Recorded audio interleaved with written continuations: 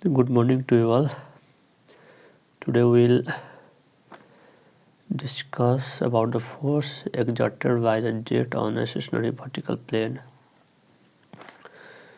So I have already drawn a figure of a jet and striking on a vertical stationary plate, and this is a pipe, and let's suppose this as a nozzle, and water, the jet is flowing in x direction, and it is striking the plate which is held in vertical position, and it is a stationary plate because I have already shown the hinge here which suggests that the plate is not moving, it is stationary. Now let drive the force that this jet will exert on this plate. So I will solve it by Newton second law of motion. What does Newton's second law of motion says? It says that force is directly proportional to mass into acceleration, or force is the product of mass and acceleration. In some book you will find that this force is calculated by using impulse moment principle, which is simply the derived form of Newton's second law of motion. Newton's second law of motion can be written as a impulse moment principle. I'll show you while I'm driving this force equation. So force, I'll write this E of x because we are calculating the force in x direction. We have only the force in x direction, not in y direction. And in this figure, this is the diameter of the jet, and the velocity here is v1. We do not consider velocity inside this.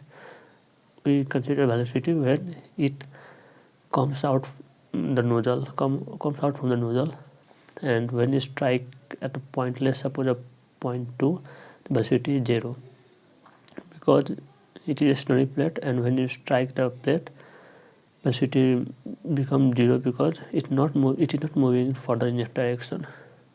And our assumption is that this plate is smooth, so that there will be no loss of velocity or any kind of energy in the form due to friction. So this jet will move perpendicularly up and perpendicularly down with the same velocity v1 because this is a smooth surface and there is no any loss in the velocity due to friction. So E of x we can write now. Further, this A can be written as dv by dt.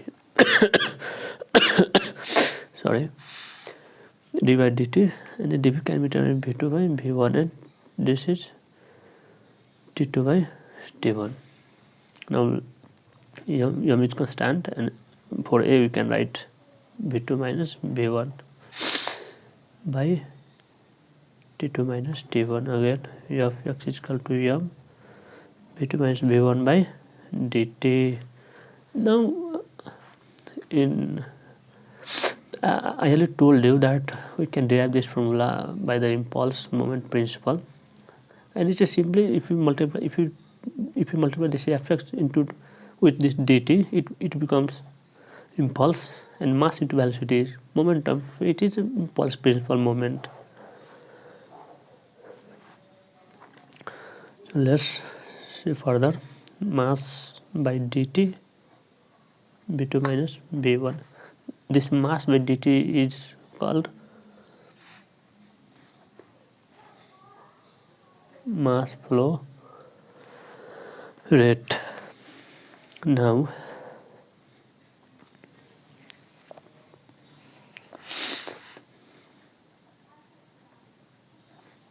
for this t you can write simply t, and mass, what you can write for mass in terms of density. We know mass can be written as density into volume by t v2 minus v1.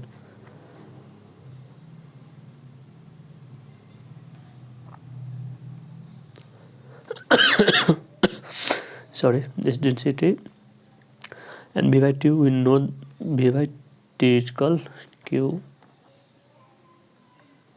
right? Discharge, this is a discharge, and discharge is equal to volume by time. We know this formula from the earlier equation in fluid mechanics.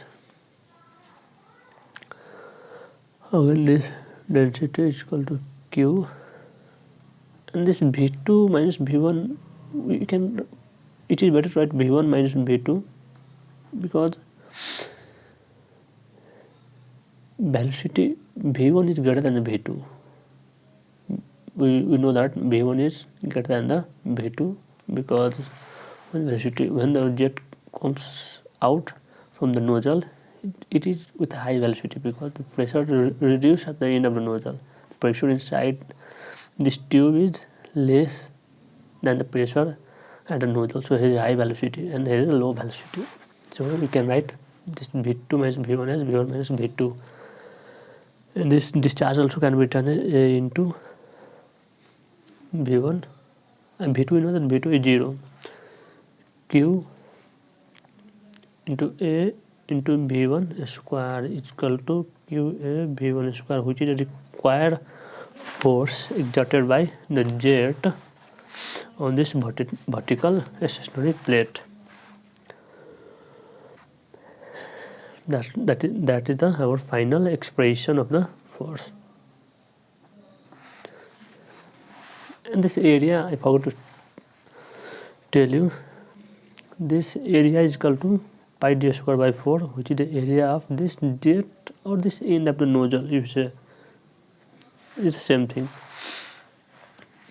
Thank you for watching this video.